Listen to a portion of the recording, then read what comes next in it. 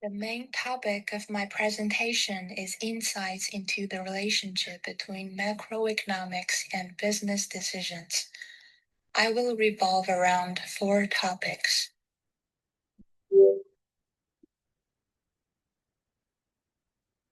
First of all, I will discuss macroeconomics and understanding the business cycle. The operation of the macroeconomy cannot do without 3 key indicators, including the gross domestic product, GDP, the inflation rate, and the unemployment rate. GDP measures the market value of all final products and services produced by a country within a specific period, reflecting the overall scale of economic activities. The inflation rate reflects the overall rate of price increase and also the changes in the purchasing power of money. The unemployment rate is the core indicator for measuring the health of the labor market.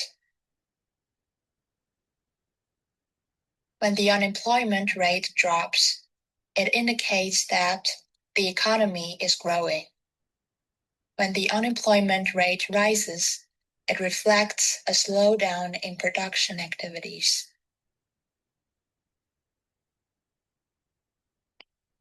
The changes in these 3 indicators can help us gain insights into different stages of the business cycle, thereby enabling us to predict changes in market demand as a basis for a rational arrangement of production and investment.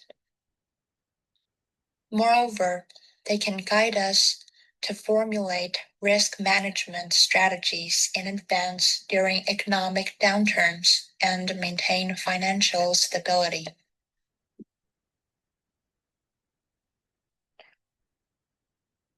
The second topic I am going to discuss is the analysis of aggregate demand and aggregate supply.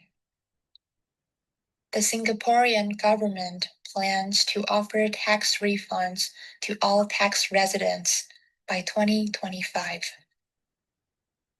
This policy affects our industry through the macroeconomic transmission mechanism.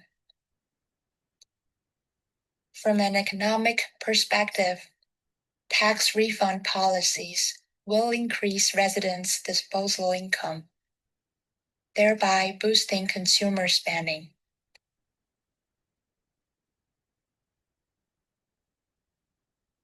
However, we also need to be aware that when demand rises, it may also bring inflationary pressure. If production capacity cannot be enhanced in a timely manner, demand pull inflation will occur.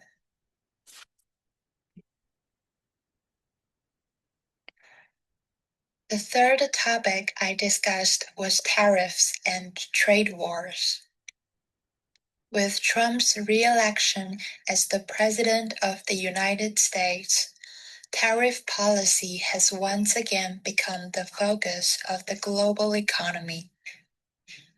We can use the supply and demand model to understand the impact of tariffs on enterprises. Suppose the United States imposes additional tariffs on the products we export. This will lead to an increase in the prices of our products in the US market, and thereby reduce demand.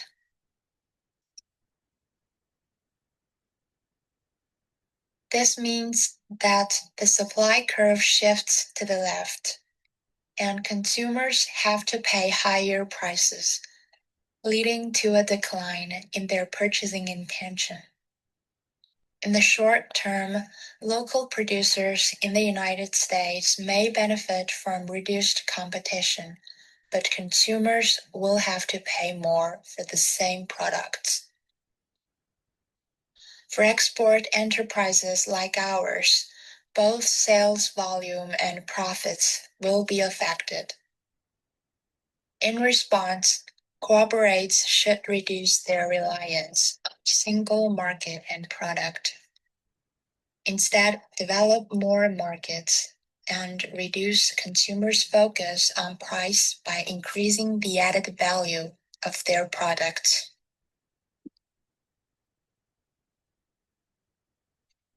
Finally, my view on behavioral economics is that traditional economics assumes that people are completely rational decision makers. But behavioral economics tells us that human decisions are often influenced by cognitive biases, emotions, and social factors. This point provides great inspiration for both the marketing strategy and internal management of the corporate.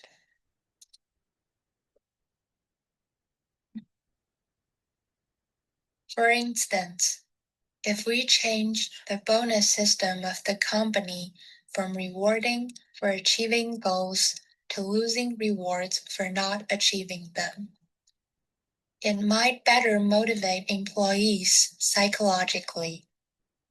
By understanding these irrational behaviors, we can formulate strategies that better meet the needs of our target audiences in aspects such as product design, customer communication, and performance management.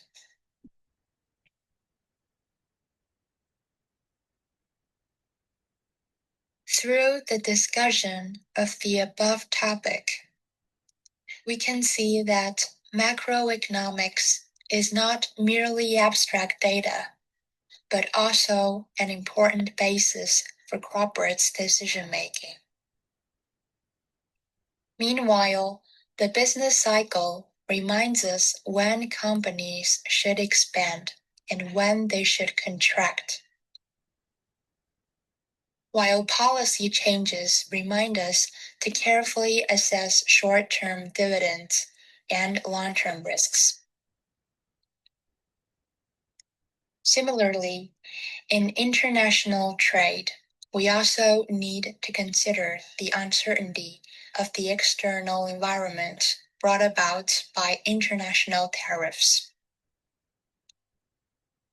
Finally, behavioral economics guides us to understand the decision-making basis of individuals beyond rationality, which can help us formulate more effective market and management strategies.